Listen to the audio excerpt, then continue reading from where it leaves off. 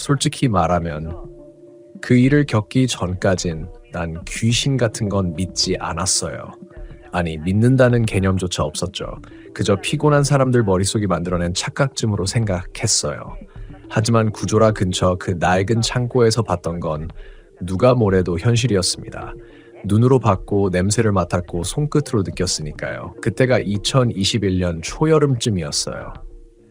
회사에서 맡은 프로젝트 때문에 거제도로 출장을 갔죠. 작업팀은 5명, 저는 현장 안전관리 담당이었습니다.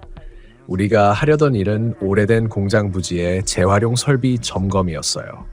그곳은 수십 년 전부터 버려진 채로 방치된 창고들이 듬성듬성 남아있던 곳이었죠.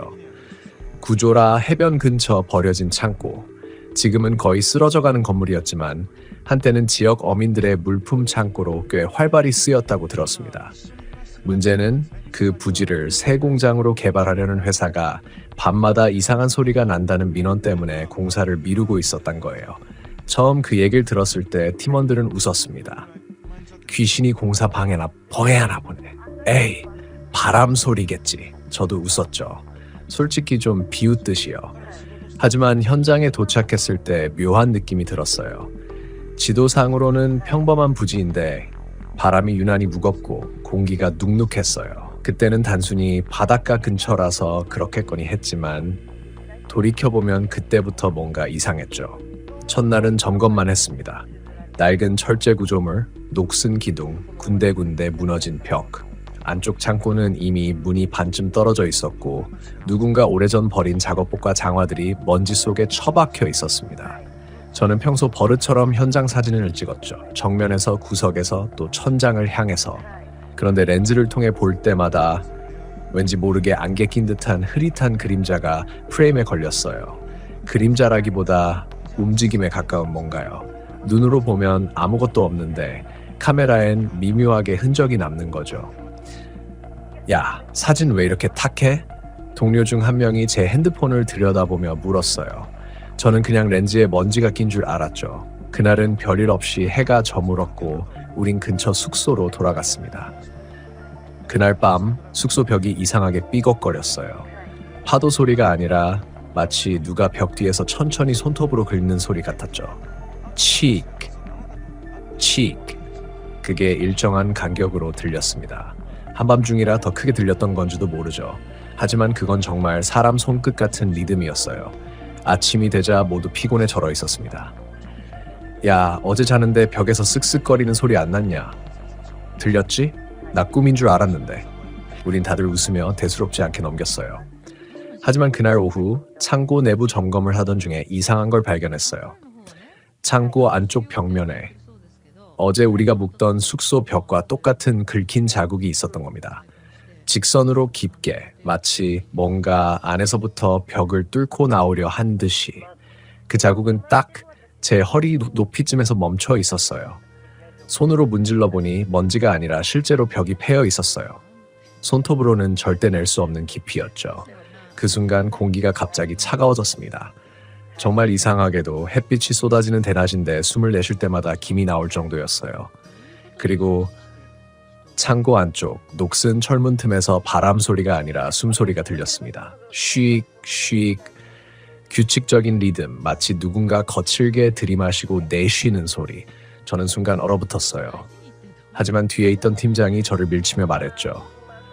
야, 무슨 소리야? 들어가 봐. 그 목소리에 정신이 돌아왔습니다. 저는 손전등을 켜고 문을 밀었습니다. 문이 미세하게 열릴 때 녹슨 경첩이 찢어지듯 울렸어요. 안쪽은 어둡고 비릿한 냄새가 퍼졌습니다. 바닷물 냄새와는 다른 오래된 피비린내 같은 냄새였어요. 벽에는 이름 모를 낙서가 가득했고 바닥엔 누군가 버리고 간 작업 모자가 놓여 있었습니다. 모자는 젖어 있었고 바닥엔 검붉은 얼룩이 퍼져 있었어요. 야, 사진 좀 찍어봐.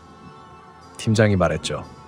제가 폰을 꺼내 들어 렌즈를 들이댔을 때 플래시가 터지면서 잠깐 시야가 하얘졌습니다. 그 순간 무언가 제 어깨를 툭툭 건드렸어요. 정말 분명했어요. 가볍지만 확실한 촉감. 사람 손이었어요. 뜨겁지도 차갑지도 않은 그 중간의 온도. 순간적으로 뒤를 돌아봤지만 아무도 없었습니다. 동료들은 모두 몇 미터 떨어진 출입문 쪽에 있었어요. 그날 이후로 저는 밤마다 같은 꿈을 꿨습니다.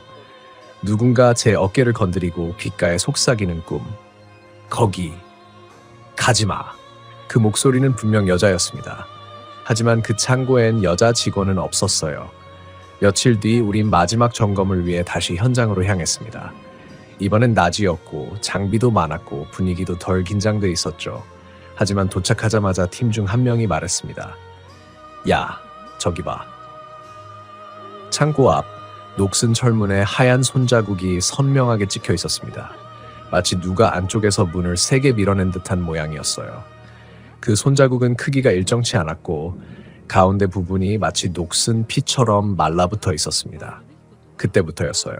모두 말없이 일을 했습니다. 누구도 그 문 근처엔 다가가지 않았어요. 그런데 그날 저 혼자 창고 내부 전력 점검을 맡게 됐습니다. 혼자 들어간 창고 안은 이상하리만치 조용했어요. 들리는 건 제 숨소리와 바닷바람 소리뿐이었죠. 전선을 확인하려고 허리를 굽히는 순간 갑자기 등 뒤에서 딸깍하는 소리가 들렸습니다. 문이 닫힌 겁니다. 순간 온몸이 얼어붙었어요. 핸드폰을 꺼내 불을 비추려는데 액정에 영상 기록 중이라는 문구가 떠 있었습니다. 제가 녹화를 누른 적이 없었는데요. 그 화면 속에서 저는 혼자가 아니었습니다. 바로 제 뒤편 흐릿한 형체 하나가 제 어깨 너머로 고개를 숙이고 있었습니다. 그 형체는 고개를 천천히 들더니 정확히 제 시선을 따라왔어요. 그리고 왜 왔어? 그 목소리가 끝나자마자 숨이 멎은 것 같았습니다. 귀 바로 옆에서 들린 그 한마디는 너무도 또렷했고 분명 사람의 목소리였어요. 그러나 그 안엔 생기가 없었습니다. 마치 오래전부터 그곳에 박혀있던 공기 자체가 말하는 듯한 무겁고 눅진한 울림이었죠. 왜 왔어? 입술이 붙어버렸습니다. 누구세요? 한마디조차 안 나왔어요. 그저 숨만 아주 조심스럽게 들이쉬었습니다. 차가운 공기가 폐를 꽉 채웠는데 그 냄새가 이상했습니다. 비린내, 썩은 흙, 그리고 눅눅한 철 냄새가 섞여 있었습니다. 손전등을 켜서 뒤를 비췄어요. 아무것도 없었습니다. 벽, 녹슨 철판, 부서진 파이프뿐이었죠. 하지만 그 공간엔 누군가 있다는 감각이 여전히 남아 있었습니다. 그 느낌은 사람이 바로 등 뒤에서 지켜볼 때 느껴지는 그 묘한 기운이었어요. 아무 소리도 없는데 귀가 아프도록 조용했어요. 문은 완전히 닫혀 있었습니다. 밖에서 잠근 것처럼 안쪽 손잡이가 헛돌았어요. 핸드폰 불빛으로 문 근처를 비추자 안쪽에 희미한 손자국이 찍혀 있었습니다. 제가 닫은 게 아니라 안쪽에서 누가 밀어 닫은 자국이었습니다. 그때 바닥 어딘가에서 물 떨어지는 소리가 들렸어요. 뚝뚝. 고개를 돌리자 바닥에 고인 물 위로 한 방울씩 떨어지고 있었습니다. 천장에 구멍이라도 났나 싶어 위를 비춰봤죠. 그런데 그건 물이 아니었습니다. 손전등 불빛에 반짝이던 건 붉게 변색된 피 같은 액체였습니다. 심장이 귀 바로 옆에서 뛰는 것 같았어요. 전선을 점검하려던 손이 덜덜 떨렸습니다. 그때 갑자기 제 핸드폰에서 영상 재생 소리가 흘러나왔어요. 왜 왔어? 거기 가지마. 그건 분명 며칠 전 꿈속에서 들었던 그 여자 목소리였습니다. 핸드폰 화면엔 어제 찍은 창고 사진이 자동 재생되고 있었어요. 사진 속 창고 문 틈, 어둠 사이로 여자 얼굴 같은 형체가 아주 희미하게 보였습니다. 이목구비가 선명하지 않았지만 눈이 있었습니다. 바로 저를 보고 있는 눈. 순간 창고 전체가 울린 듯 했습니다. 벽이 쿵 하고 울리고 천장에서 먼지가 떨어졌어요. 저는 본능적으로 문을 잡고 흔들었습니다. 열려라. 제발. 문은 끼익거리며 조금씩 움직였지만 완전히 열리진 않았어요. 그때 등 뒤에서 들린 발소리. 척, 척, 척. 바닥에 고인 액체를 밟는 소리였습니다. 그 리듬은 천천히, 하지만 점점 가까워졌어요. 손전등을 돌렸지만 아무것도 안 보였어요. 그런데 이상하게 불빛 끝이 자꾸만 흐릿해졌습니다. 마치 빛이 뭔가에 흡수되는 것처럼. 저는 그대로 문에 등을 붙이고 눈을 질끈 감았습니다. 그때 귀 바로 옆에서 아주 천천히 들렸습니다. 그 사람 나 버리고 갔어. 여기 아직 있어. 목소리는 슬펐어요. 소름 끼치게 슬펐습니다. 그 순간 이상하게 두려움보다 불쌍하다는 감정이 먼저 들었습니다. 누구세요? 용기를 내어 그렇게 물었을 때 공기가 흔들리듯 미세한 울음소리가 들렸어요. 다시 오지 말랬잖아. 그리고 차가운 바람이 등 뒤로 스며들더니 문이 탁 열렸습니다. 정말 한순간이었어요. 아무도 손대지 않았는데 문이 스스로 열렸습니다. 그때 바깥에 있던 팀장이 달려와 저를 끌어냈습니다. 야, 문이 왜 닫혔어? 너 괜찮아? 저는 대답을 못했어요. 몸이 식은 얼음처럼 굳어 있었거든요. 밖으로 나오자 공기가 다르게 느껴졌어요. 햇빛이 이렇게 따뜻한 줄 처음 알았죠. 하지만 문제는 그 뒤부터였습니다. 그날 이후 이상한 일이 계속됐어요. 숙소로 돌아온 날 밤 샤워하던 중 거울에 김이 서렸는데 그 위에 글씨가 떠올랐습니다. 왜 왔어? 처음엔 제 착각이라 생각했어요. 하지만 닦아도 물을 뿌려도 그 글씨는 몇 초 후에 다시 나타났습니다. 다음날 팀원 한 명이 아침에 코피를 흘리며 일어났어요. 꿈에서 어떤 여자가 계속 문을 두드렸다고 했습니다. 툭툭 열어줘.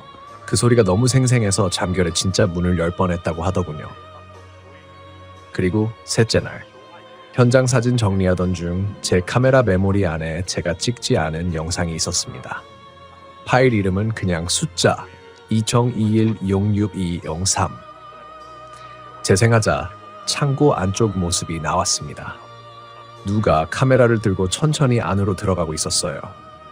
그리고 마지막 3초 동안 카메라가 천장을 향하더니 하얀 작업복 입은 여자 한 명이 거꾸로 매달려 있었습니다. 그 순간 파일이 꺼졌어요. 그리고 제 방 조명이 깜빡였죠. 가슴이 쿵 내려앉았습니다. 다음날 우리는 급히 현장을 철수했습니다. 팀장도 말없이 장비를 챙겼어요. 모두 눈빛이 똑같았죠. 이 일은 말하지 말자. 그게 암묵적인 합의였습니다. 하지만 이상하게 회사로 돌아와서도 그 목소리가 제 귀에 남아 있었어요. 지하주차장, 화장실, 퇴근길, 버스 안에서도 늘 같은 말. 거기 가지 말랬잖아. 처음엔 그냥 잔상이라 생각했습니다. 하지만 어느 날 회사 모니터 화면이 갑자기 멈추더니 배경이 그 창고 사진으로 바뀌었어요. 그 안에 흐릿한 얼굴이 제 쪽을 보고 있었습니다. 그날 이후 저는 회사를 그만뒀습니다. 그리고 지금도 가끔 그 근처를 지날 때면 바람 소리 속에서 들려요. 왜 왔어? 회사를 그만둔 지 2달쯤 지나서야 그 일이 조금씩 잊히기 시작했습니다. 처음엔 밤마다 창고의 냄새가 코끝에 맴돌았어요.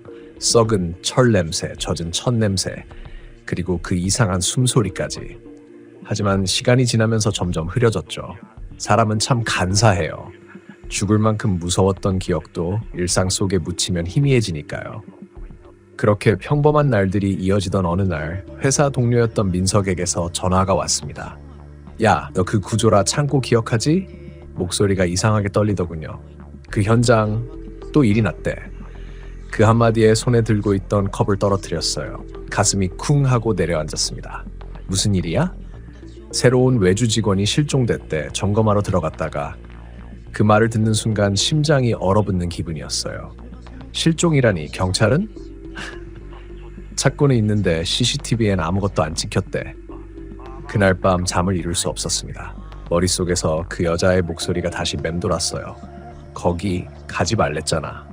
그녀가 경고한 건 나한테만이 아니었던 걸까요? 아니면 그곳에 다시 간 사람을 향한 말이었을까요? 며칠 뒤 민석이 또 전화를 걸어왔어요. 야, 진짜 이상한 거 봤다. 뭔데? 회사 서버에 저장된 사진 중에 네가 예전에 찍은 그 창고 사진 있잖아. 그 사진 바뀌어 있었어. 바뀌었다고? 응. 누가 수정한 것도 아닌데 사진 속 문이 열려 있었어. 그리고 그 문틈 사이로 누가 서 있었어. 그 순간 온몸에 소름이 돋았어요. 저는 그 사진을 알고 있었거든요. 문은 닫혀 있었고 아무도 없었어요. 그런데 열려 있었다고? 게다가 누가 서 있었다고? 다음날 새벽 저는 결국 차를 몰고 거제도로 향했습니다. 스스로도 왜 그랬는지 모르겠어요. 다시는 가고 싶지 않다고 생각했는데 마치 누가 등을 떠민 듯 몸이 저절로 움직였어요. 마지막으로 확인만 하고 돌아오자. 그게 제 머릿속 변명이었습니다. 해가 뜨기 직전 구조라에 도착했습니다. 안개가 심하게 끼어 있었어요. 차창 밖으로 보이는 바다 위엔 잔잔한 파도 소리 대신 뭔가 끈적한 울림이 섞여 있었습니다. 바람에 실려오는 그 소리는 마치 숨소리 같았죠. 창고는 그대로였습니다. 아니, 겉보기엔 그랬어요. 하지만 가까이 다가가자 느낌이 달랐습니다. 문 옆에 녹슨 자국이 더 진해져 있었고 바닥엔 마치 누가 기어간 듯한 손자국이 길게 이어져 있었어요. 그 자국은 창고 안쪽으로 이어졌습니다. 누구 계세요? 스스로도 모르게 목소리가 떨렸습니다. 대답은 없었습니다. 다만 창고 안쪽 어둠 속에서 아주 천천히 무언가 움직이는 소리가 들렸어요. 저는 손전등을 켜고 안으로 들어갔습니다. 공기는 예전보다 더 차가웠어요. 바닥엔 검붉은 얼룩이 늘어나 있었고 천장에는 무언가가 걸려 있었습니다. 가까이 가서 보니 낡은 작업복이었습니다. 그런데 이상하게 그 옷이 천천히 흔들리고 있었어요. 바람 때문이 아니었어요. 창고 안은 바람 한 점 없었으니까요. 그 순간 뒤쪽 철문이 딸깍 소리를 내며 잠겼습니다. 숨이 멎었습니다. 다시 그때처럼 문이 닫힌 거예요. 열려라, 제발. 손잡이를 돌려봤지만 꿈쩍도 안 했어요. 손전등 불빛이 미세하게 깜빡였습니다. 그리고 그 빛 사이로 창고 구석에 사람 형체가 서 있었습니다. 흰 작업복, 고개를 숙인 채 가느다란 머리카락이 얼굴을 가리고 있었습니다. 그 모습은 내가 꿈에서 보던 그 여자와 똑같았어요. 당신은 그때, 말이 끝나기도 전에 그녀가 고개를 들었습니다. 눈이 있었습니다. 하지만 그 눈은 사람의 눈이 아니었어요. 초점이 없고 깊은 구멍처럼 까맸습니다. 그 사람 다시 왔네.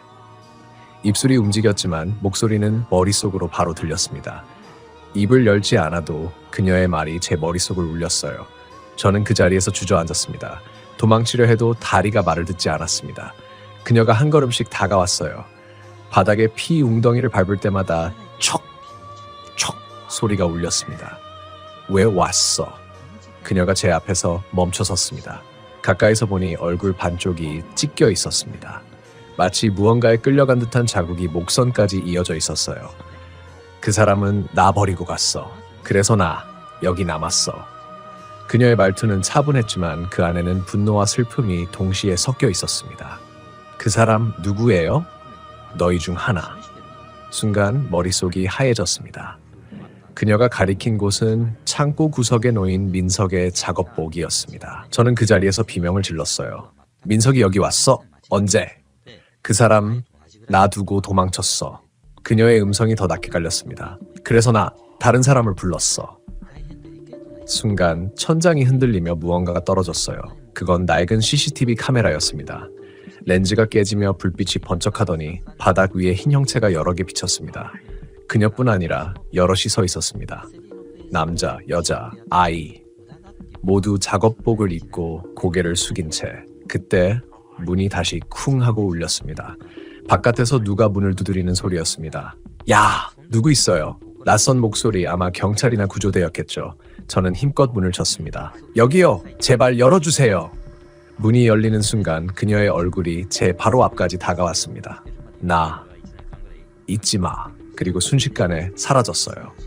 공기만 남았죠. 밖으로 나오자 햇빛이 쏟아졌습니다. 하지만 등 뒤에서 뭔가 끌려 나오는 느낌이 들었습니다. 뒤돌아보지 않았어요. 돌아봤다간 그 순간 다시 끌려갈 것 같았으니까요.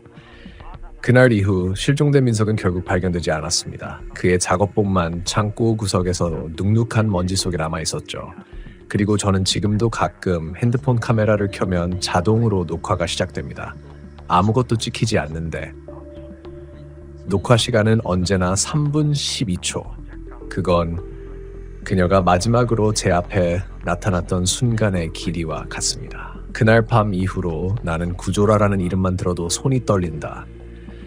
창고에서 도망쳐 나와 도로까지 달려가는 동안 머릿속은 하얘졌고 발소리가 내 심장 소리보다 더 크게 울렸다. 뒤를 돌아보지 않았다. 그건 본능이었다. 돌아보면 안 된다는 걸 그때는 정말로 알았다. 밖으로 나왔을 때 바닷바람이 내 얼굴을 후려쳤다. 차가운 공기가 뺨에 닿자 그제야 내가 숨을 쉬고 있다는 걸 깨달았다. 하지만 그 냄새, 그 썩은 고기와 기름이 섞인 냄새는 여전히 내 코 속에 남아 있었다. 마치 나를 따라 나온 것처럼. 핸드폰 불빛을 켰지만 화면은 꺼졌다 켜지기를 반복했다. 그때 깨달았다. 이건 단순한 고장이나 배터리 문제 같은 게 아니라는 걸. 창고 안에서부터 무언가 전자기기 주변에서 신호를 왜곡시키고 있었다. 겨우 택시를 잡아 타고 숙소로 돌아왔을 때 동료 민수가 이미 방에 없었다. 그의 짐은 그대로였지만 사람은 없었다. 그때까지만 해도 단순히 화장실을 간 거라고 스스로를 설득했다. 하지만 새벽이 되어도 그는 돌아오지 않았다. 나는 경찰에 신고했다. 구조라 근처 버려진 창고를 수색해달라고. 하지만 경찰은 그곳이 오래된 어류 가공 창고이며 수년 전부터 폐쇄된 지역이라며 쉽게 움직이지 않았다. 그들은 아마 술 마시고 길 잃은 거겠죠 라고 했다. 그 말이 그렇게 가볍게 들릴 수가 없었다. 그날 이후로 나는 회사에도 복귀하지 못했다. 상사는 트라우마가 있으면 쉬라고 했지만 사실 그 말이 내게 면죄부처럼 느껴지지 않았다. 왜냐하면 난 거기서 뭔가를 봤으니까. 설명할 수 없는, 하지만 확실히 인간이 아닌 그것을. 며칠 뒤 민수의 어머니에게 전화가 왔다. 그녀의 목소리는 놀랍도록 침착했다. 민수가 그날 이상한 사진을 보냈더라고요. 그녀가 전송해준 사진을 보자마자 나는 핏기가 가셨다. 사진은 어둡고 흐릿했지만 분명 그 창고 안이었다. 그리고 그 구석에는 인간처럼 생긴 무언가가 있었다. 팔과 다리가 이상하게 길었고 얼굴은 천조각으로 감싸여 있었다. 그 뒤편에는 우리가 켜둔 휴대용 랜턴의 불빛이 희미하게 비추고 있었다. 나는 잠을 이룰 수 없었다. 며칠째 꿈속에서 그 창고 문이 열리며 그 긴 팔이 내 다리를 잡아 끄는 장면이 반복됐다. 매번 꿈속에서 도망치지 못하고 깨어났다. 그리고 이상하게도 새벽 3시만 되면 휴대폰이 진동했다. 번호는 없었고 통화 기록도 남지 않았다. 하지만 확실히 진동은 있었다. 그때마다 귓가에 어떤 속삭임이 들렸다. 그건 민수의 목소리 같았다. 나 거기 있어? 문 열면 보여. 나는 그 말이 너무나 현실적으로 들려서 몇 번이고 창문을 확인했다. 하지만 창밖엔 아무것도 없었다.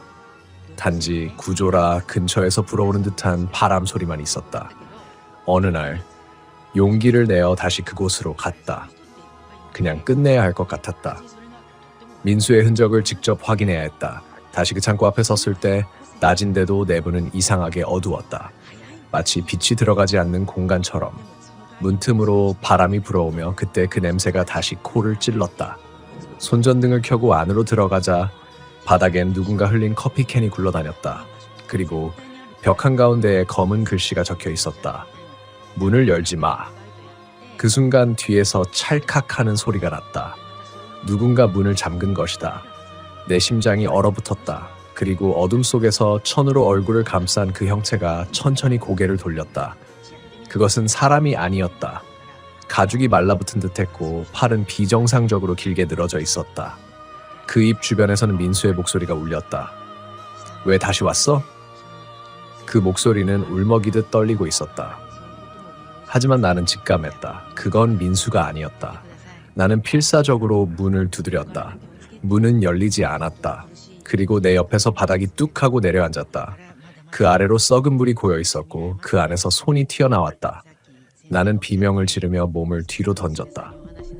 그 순간 문이 갑자기 쾅 하고 열렸다. 밖으로 뛰쳐나왔을 때 세상은 낮처럼 밝았다. 숨을 몰아쉬며 뒤를 돌아봤지만 창고 문은 다시 닫혀 있었다. 그때부터 이상하게 내 오른손이 차가워졌다. 손끝은 감각이 없었고 누군가 붙잡고 있는 것 같았다. 병원에 가서 검사했지만 아무 이상이 없다고 했다. 하지만 난 안다. 그날 이후로 나는 절대 혼자가 아니다. 민수의 실종 사건은 아직도 미해결이다. 그리고 경찰 기록에는 단 한 줄이 남아있다. 목격자는 불명한 존재와 접촉되고 진술함. 그날 이후 가끔 내 손끝이 떨릴 때가 있다. 그럴 때면 귓가에 속삭임이 들린다. 문 열면 보여. 그리고 나는 아직도 그 버려진 창고 근처를 지나갈 때마다 그 안에서 누군가가 나를 바라보고 있는 걸 느낀다. 이 이야기는 아직 끝나지 않았다. 창고는 여전히 구조라 해안 근처에 있다. 지금도 그 안에는 그날 문을 열지 말았어야 했던 누군가의 목소리가 남아있다. 민수가 사라진 지 3일째 되던 날이었다. 회사에서는 이미 실종 신고가 접수되었고 경찰은 주변 CCTV와 구조라 해안 일대를 수색하고 있었다. 나는 그때 경찰서에 있었다. 조사실 문이 닫히자 공기부터 이상했다. 눅눅하고 무겁게 가라앉은 공기. 조사관의 질문은 단순했다. 마지막으로 민수를 본 시점이 언제입니까? 나는 숨을 들이켰다. 그 창고 아니요. 구조라 근처 버려진 어류 창고. 그때까지 같이 있었어요. 그 말이 끝나자 조사관은 고개를 들더니 조용히 물었다. 민수가 창고 안에서 뭘 봤다고 말한 적 있습니까? 그 질문이 너무 이상했다. 나는 조심스럽게 되물었다. 그게 무슨 말씀이죠? 민수 말입니까? 본 게 있다는 건? 조사관은 눈썹을 찌푸리며 책상 위에 서류를 넘겼다. 그 안에는 민수가 실종되기 전 그 지역 사람 몇 명이 했다는 신고 내용이 있었다. 밤마다 창고 안에서 사람 목소리가 들린다. 창고 근처 바다에서 시체 냄새가 난다. 창고 문틈으로 하얀 손이 보였다. 그리고 마지막 줄에는 이렇게 적혀 있었다. 지난달 민수라는 사람이 혼자 들어갔다가 미친 듯이 뛰쳐나왔다는 목격담. 나는 손을 떨며 물었다. 그걸 언제 들으셨습니까? 조사관은 잠시 침묵했다가 말했다. 그 사건 당신이 신고한 날 이전입니다. 그 말이 내 귀에 울렸다. 그렇다면 민수는 이미 그 전에 그곳에 다녀간 적이 있었다는 뜻이었다. 그날 밤 숙소에 돌아와 민수의 노트북을 열었다. 비밀번호는 평소 쓰던 생일이었다. 파일은 단 하나 있었다. 이름은 records 0321 영상 파일이었다. 재생 버튼을 누르자 흔들리는 화면이 나왔다. 민수의 손에 들린 캠코더. 그는 창고 문 앞에 서 있었다. 여기 진짜 이상해. 냄새도 그렇고 소리도 계속 들려. 근데 안 들어가면 진짜 미칠 것 같아. 뭔가 나를 부르는 것 같아. 그의 목소리가 떨렸다. 화면은 어두운 창고 안으로 들어갔고 그 순간부터 이상한 음향이 섞여 들어왔다. 삐 하는 고주파와 함께 누군가의 발소리가 겹쳐 들렸다. 누구세요? 민수의 목소리 뒤로 분명히 대답이 있었다. 나 여기 있어. 그 목소리는 내 목소리였다. 나는 그 자리에서 얼어붙었다. 파일은 그 뒤로 몇 초간 정적만 남기고 끊겼다. 손이 떨렸고 노트북을 닫으려는데 화면이 다시 켜졌다. 녹화는 종료되지 않은 상태였다. 그리고 마지막 장면에서 화면 한가운데 천으로 얼굴을 감싼 그 존재가 있었다. 그게 민수를 향해 고개를 기울이며 말했다. 이제 너도 보여? 그날 이후로 내 주변의 전자기기가 자주 꺼졌다 켜졌다. 조명은 깜박였고 냉장고의 모터음이 마치 숨소리처럼 느껴졌다. 새벽 3시마다 누군가 내 문 앞에 서 있는 느낌이 들었다. 문틈 밑으로 그림자가 비치기도 했다. 하루는 견디다 못해 문을 열었다. 밖에는 아무도 없었다. 그런데 바닥에 젖은 발자국이 있었다. 맨발이었고 크기는 성인 남자의 것이었다. 발자국은 내 방 안으로 이어지고 있었다. 그날 이후 나는 더 이상 그 숙소에 머물 수 없었다. 회사를 그만두고 서울로 올라왔다. 하지만 이상하게도 어느 순간부터 내 주변에 냄새가 따라다녔다. 그 창고의 썩은 냄새. 비 오는 날이면 더욱 짙게 배어났다. 회사에서 나를 대신해 구조라 지역을 담당하던 후임이 있었다. 그녀가 나에게 전화를 걸어왔다. 선배, 이상한 일이 생겼어요. 무슨 일이야? 민수 씨 실종된 창고 근처에서 새벽에 불빛이 켜져요. 근데 아무도 없대요. 그녀의 목소리는 떨리고 있었다. 그리고 그 안에 있는 사람, 선배 닮았다는 얘기가 있어요. 나는 말을 잃었다. 그녀가 이어서 말했다. 그 창고 아직 그대로 있어요. 아무도 철거를 안 해서. 나는 말없이 전화를 끊었다. 그날 이후 그녀에게 다시 연락이 오지 않았다. 그녀의 SNS는 폐쇄되었고 회사에서는 장기 휴직 중이라고만 했다. 그제야 깨달았다. 그 창고는 사람을 불러들이는 곳이었다. 누군가 한 번이라도 안을 보면 그 안에서 무언가가 그 사람의 형체를 흉내내기 시작한다. 그리고 결국 진짜와 가짜가 바뀌는 거다. 나는 가끔 내 얼굴을 거울로 본다. 그리고 어느 날은 거울 속 내가 미세하게 웃고 있었다. 내 표정은 아니었다. 그날 이후 나는 불빛 아래서만 잠을 잔다. 전등이 꺼지는 순간 어둠 속에서 또다시 속삭임이 들리기 때문이다. 문 열면 보여. 그리고 그 말이 들릴 때마다 나는 스스로에게 묻는다. 아, 지금 이 목소리는 정말 내 목소리일까? 며칠 동안 나는 밖으로 나가지 않았다. 커튼을 닫은 채 조명만 켜둔 방 안에서 계속 녹음 파일을 들었다. 민수의 어머니가 내게 보내준 그것. 파일 이름은 단순했다. Voice 0425. 파일을 재생하자 잡음이 섞인 숨소리가 들렸다.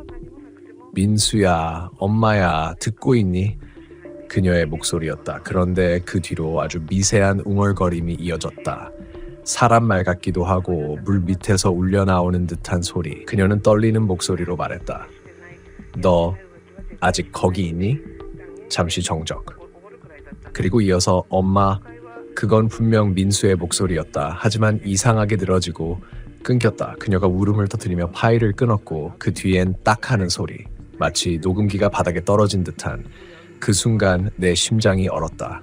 이건 단순한 장난이나 전기적 잡음이 아니었다. 그건 분명히 응답이었다. 나는 그 파일을 들고 다시 구조라로 내려갔다. 이번에는 혼자가 아니었다. 경찰에선 아무런 진전이 없었고 결국 민수의 어머니가 나를 찾아와 부탁했다. 그 창고에 한 번만 같이 가주세요. 제 아들을 마지막으로 확인하고 싶어요. 우리는 늦은 오후 해가 저물 무렵 그곳에 도착했다. 바다 냄새와 함께 썩은 비린내가 섞여 있었다. 창고는 여전히 그대로였다. 문은 반쯤 열린 채 안쪽은 새까맸다. 아무리 햇빛이 비춰도 그 안은 어둠이 삼켜버린 것 같았다. 그녀가 떨리는 손으로 문을 밀었다. 민수야, 엄마 왔어. 그 목소리는 바람 속에 흩어졌다. 그리고 어둠 속에서 철컥하는 소리가 났다. 무언가 떨어진 듯한 금소금. 나는 손전등을 켰다. 빛이 닿은 곳마다 녹슨 기계와 부서진 상자가 보였다. 그런데 한쪽 구석 철제 수조 앞에 이상한 자국이 있었다. 손자국이었다. 벽에, 바닥에, 왜 수조 뚜껑에까지 손자국이 찍혀 있었다. 마치 누군가 거기서 기어 올라오려 한 것처럼. 민수의 어머니가 수조 가까이 다가갔다. 민수야. 그녀의 손끝이 수조 표면을 스쳤다. 순간 안쪽에서 쿵 하는 둔탁한 소리가 울렸다. 나는 반사적으로 그녀를 뒤로 잡아당겼다. 그리고 뚜껑이 천천히 들렸다. 그 안에는 물도 생선도 없었다. 오직 천조각 하나. 그 천은 마치 사람 얼굴을 감쌌던 것처럼 오염되어 있었다. 핏자국인지 곰팡이인지 모를 붉은 얼룩이 남아 있었다. 그녀는 울음을 터뜨리며 그 천을 부여잡았다. 민수야, 제발. 그때 내 귀에 익숙한 속삭임이 들렸다. 문 열면 보여. 나는 몸이 굳었다. 민수의 어머니는 천을 진 채 미세하게 고개를 들었다. 그녀의 얼굴은 흑빛이었다. 눈이 초점을 잃고 입술이 바르르 떨렸다. 저기 있잖아. 그녀가 손을 든 방향에는 부서진 철문이 있었다. 문틈 사이로 무언가 서 있었다. 천으로 얼굴을 감싼 형체. 그리고 그 옆에는 민수가 입고 다니던 회사 점퍼. 그 천이 천천히 들리더니 안쪽에서 검은 구멍 같은 눈 2개가 나를 응시했다. 나는 손전등을 떨어뜨리고 그녀를 끌어당겼다. 도망쳐요! 우리는 문으로 달려나갔다. 그녀의 손이 내 손에서 빠져나갔다. 뒤돌아보니 그녀는 멈춰 서 있었다. 그녀의 눈앞에서 그 형체가 민수의 목소리로 말했다. 엄마? 그녀는 그 자리에서 무릎을 꿇었다. 나는 다시 돌아가 그녀를 끌어냈다. 문 밖으로 나가자 바람이 세차게 불었다. 그녀는 흐느끼며 말했다. 그 아이 웃었어요. 내 아들 웃었어요. 우리는 그대로 경찰서로 갔다. 하지만 다음 날 경찰은 다시 창고를 수색했을 때 아무것도 찾지 못했다. 천 조각도 수조도 손자국도 사라졌다. 오직 그녀가 떨어뜨린 녹음기만 남아 있었다. 녹음기를 재생하자 또다시 잡음이 들렸다. 그리고 아주 낮은 목소리로 여기 있어. 그날 이후 민수의 어머니는 말수가 줄었다. 한동안 병원에서 치료를 받았고 얼마 후 연락이 끊겼다. 그녀의 집을 찾아갔을 때 문은 잠겨 있었고 현관 앞에는 이상한 낙서가 있었다. 문 열면 보여. 그 글씨는 벽에 못으로 긁어쓴 듯 깊게 패여 있었다. 그날 밤 나는 바다 근처 여관에 묵었다. 잠이 들 무렵 창문 너머로 바람이 불었다. 유리창에 김이 서리더니 거기에 글자가 그려졌다. 이제 너도 보여. 나는 몸을 일으켰다. 그리고 그때 창문에 내 얼굴이 비쳤다. 그런데 그 얼굴이 천천히 입꼬리를 올렸다. 나는 웃지 않았는데 그 후로 나는 구조라를 떠나 다시는 돌아가지 않았다. 하지만 지금도 가끔 새벽 3시가 되면 그 냄새가 느껴진다. 썩은 바다 냄새와 낡은 천의 냄새, 그리고 누군가 내 귓가에 속삭인다. 문 열면 보여. 그 일 이후로 반년이 흘렀다. 도시로 돌아와 새 직장을 구했지만 나는 여전히 밤마다 깨어 있었다. 새벽 3시. 그 시간만 되면 벽시계가 멈추고 방 안의 공기가 미묘하게 바뀌었다. 조용히 귓가에서 바람이 일었다. 문 열면 보여. 그 속삭임은 여전히 내 안에 살고 있었다. 그 무렵 나는 민수의 어머니로부터 한 통의 편지를 받았다. 내용 단 한 줄이었다. 창고에 대한 얘기를 들려줄 사람이 구조라에 있습니다. 꼭 가세요. 나는 망설이다 결국 다시 구조라로 향했다. 이번엔 두려움보다 무언가 끝을 봐야 한다는 생각이 더 컸다. 마을은 예전보다 조용했다. 겨울바람이 불어 바다 냄새가 더 짙었다. 길모퉁이의 오래된 포장마차 주인에게 창고 이야기를 꺼내자 그는 눈을 피하며 말했다. 그런 말 함부로 하지 마요. 그 창고는 이미 봉인됐어. 혹시 누가 그곳 사정에 대해 아는 분이 있을까요? 잠시 침묵 후 그는 바다 건너편 산비탈을 가리켰다. 저 위에 노인 하나 있어요. 다들 박씨 영감이라고 부르지. 그 사람이라면 아마... 나는 그가 알려준 대로 언덕 위 낡은 집을 찾아갔다. 문을 두드리자 안쪽에서 느릿한 걸음소리가 들렸다. 문이 열리고 허리가 굽은 노인이 나타났다. 그의 눈은 탁했지만 나를 보는 순간 미묘하게 흔들렸다. 그 창고 얘기하러 왔지? 그의 목소리는 마른 바람처럼 갈라져 있었다. 나는 고개를 끄덕였다. 거기서 친구가 사라졌어요. 무슨 일이 있었던 건지 알고 싶어요. 그는 깊은 한숨을 내쉬었다. 그 창고는 원래 내 집안 것이었어. 80년대에 우리 형이 어류 가공장으로 썼지. 그때 거기서 사고가 났어. 사고요? 그는 마루에 앉으며 말을 이었다. 밤에 갑자기 기계가 고장나서 인부 하나가 컨베이어에 끼었어. 그날 밤 바다에 나가지 못했던 놈들이 그걸 숨겼지. 신고 대신 시체를 수조에 넣고 덮어버렸어. 냄새가 퍼지니까 그 위에 천을 덮고 문을 잠갔지. 그는 고개를 숙였다. 그 일은 마을 누구도 말하지 않았어. 형은 죄책감에 스스로 목숨을 끊었고 그 다음부터 이상한 일이 시작됐어. 어떤 일이요? 밤마다 수조에서 물 떨어지는 소리가 들리고 천이 흔들렸지. 형은 그때부터 자꾸 누가 문을 열라고 속삭인다고 했어. 노인의 목소리가 낮아졌다. 결국 형이 죽은 날 그 창고 문이 열렸어. 그때부터 그 안에 든 게 나왔지. 나는 소름이 돋았다. 그게 지금까지 남아있다는 말씀이신가요? 노인은 천천히 고개를 끄덕였다. 우린 문을 다시 못 닫았어. 닫으면 다른 데서 열렸거든.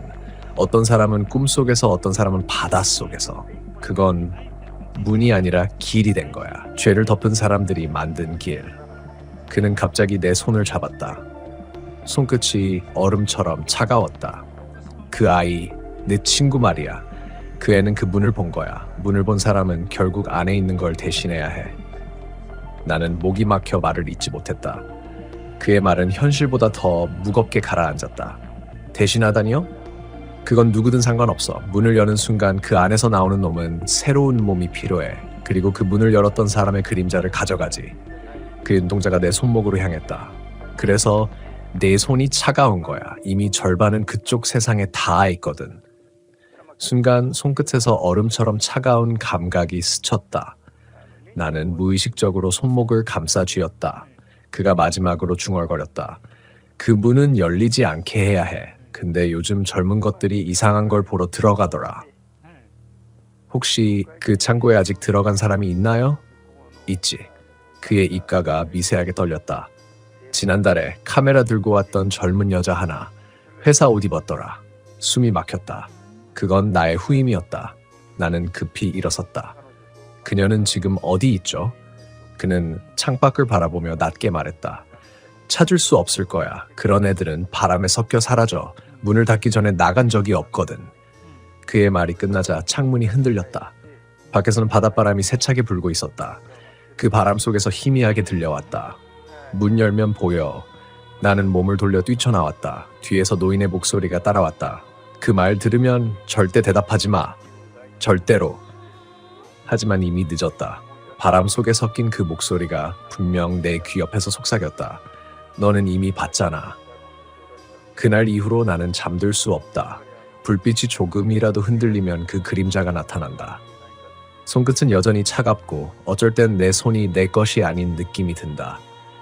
민수의 얼굴이 떠오른다. 그가 마지막으로 말했던 문장. 문 열면 보여. 이제 나는 안다. 그건 단순한 경고가 아니었다. 그건 초대였다. 그리고 그 문은 아직도 내 안에서 열리고 있다.